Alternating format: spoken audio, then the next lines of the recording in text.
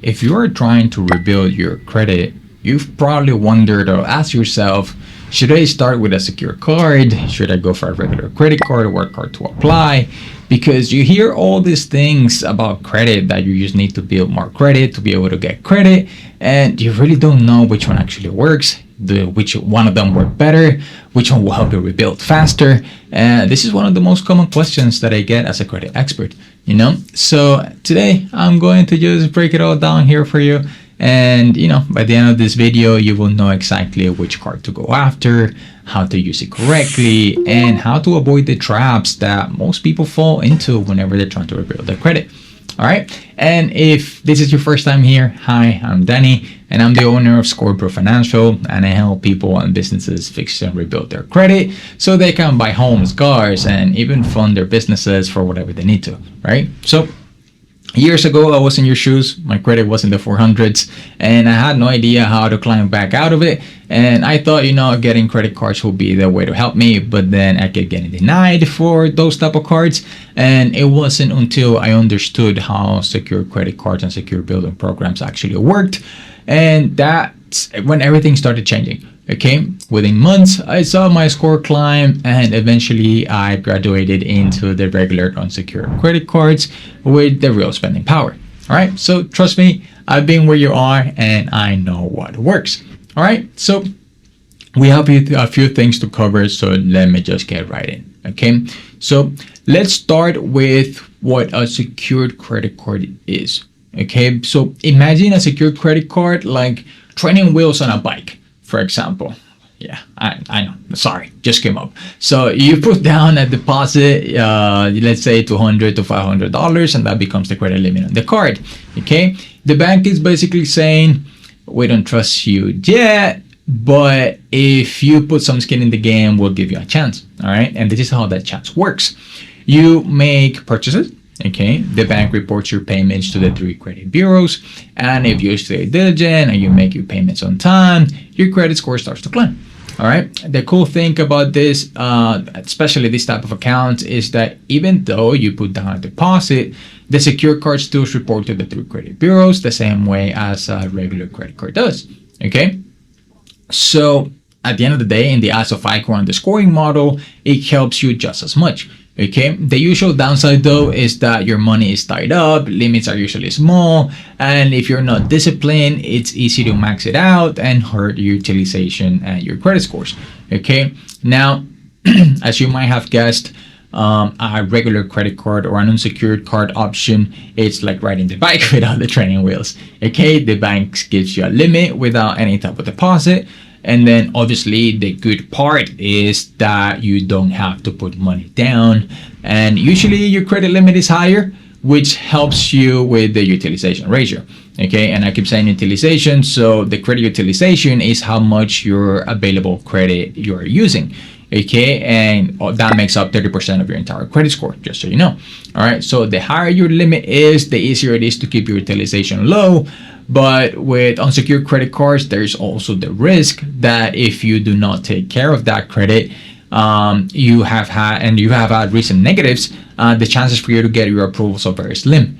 Okay, so, and if you do not get approved, which might come with, if you do get approved, then you might come with crazy fees, maintenance fees, and stuff like that. So unsecured cards are marketed to people in a way that it's not done well.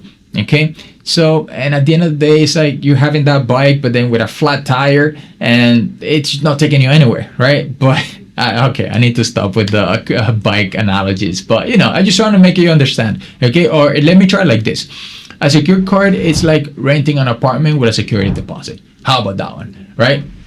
You've proven yourself over time, and once the landlord, aka the bank, trusts you, you get your deposit back and maybe even an upgrade. All right, so with an unsecured credit card or a regular credit card, it's like applying straight for a mortgage without any history. It is possible, but a lot harder without a proof that you're reliable.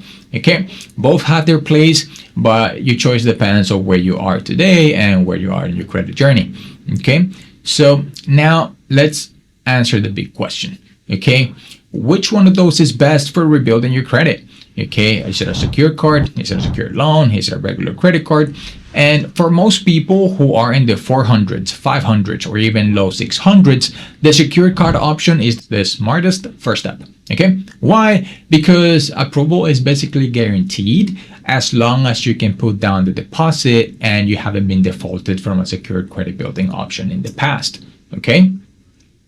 So the way that you do it, you start building positive history right away, and after 6 to 12 months, maybe the banks will upgrade you to a regular card, and because you've proven yourself, right? Now, if your score is already in the mid 600s and you don't have a ton of negatives, you might skip the secured option and apply for just an entry level credit card like the Capital One Platinum, Discover It, or maybe even the Pedal card, right? So these are designed for people with fair credit, and they can give you a head start without tying down any type of deposit.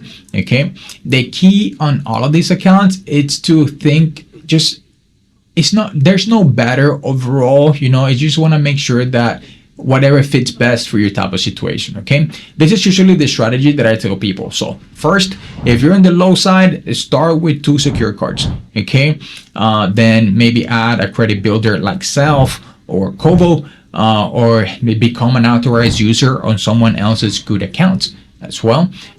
Now, I like to keep the authorized user option for later time as well, after the secure building options kind of seasons a bit into your credit reports and see how your reports reflect from them. Then after that, you want to wait 6 to 12 months and apply for a starter regular credit card. Okay, after that, keep your credit utilization under 10% and make sure that you always pay on time. Okay, this formula alone has raised my client scores between 80 to 150 points in less than a year. Okay, and with that formula, I also want to give you a few warnings.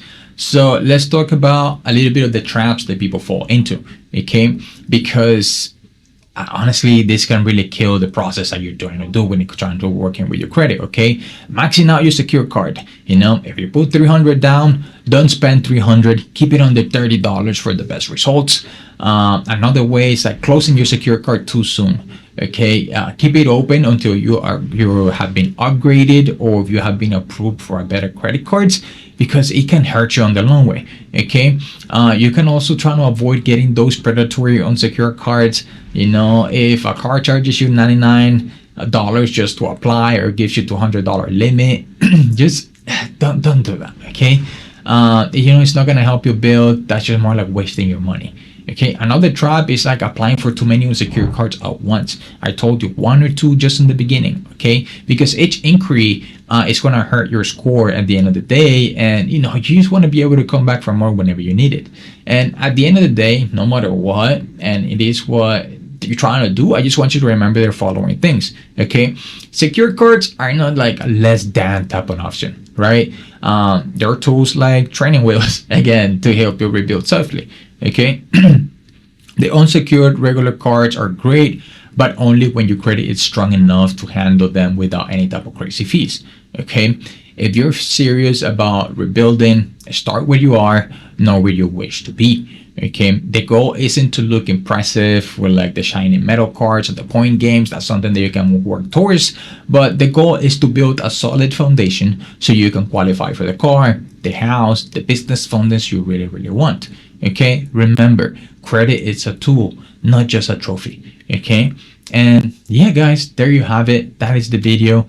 Hopefully if you found this video valuable, hit the subscribe button, and so you can get more credit tips in the future, and also share it with a friend who is trying to rebuild their credit, because if this was helpful for you, there's a really big chance it will be helpful for them, and then the algorithm will be able to do all these things to help people watch, and we can continue building a community when we're able to fix things, right? And yeah guys, again, if you guys have any type of questions, make sure to leave them in the comment section below. And with that being said guys, I'll see you on the next one.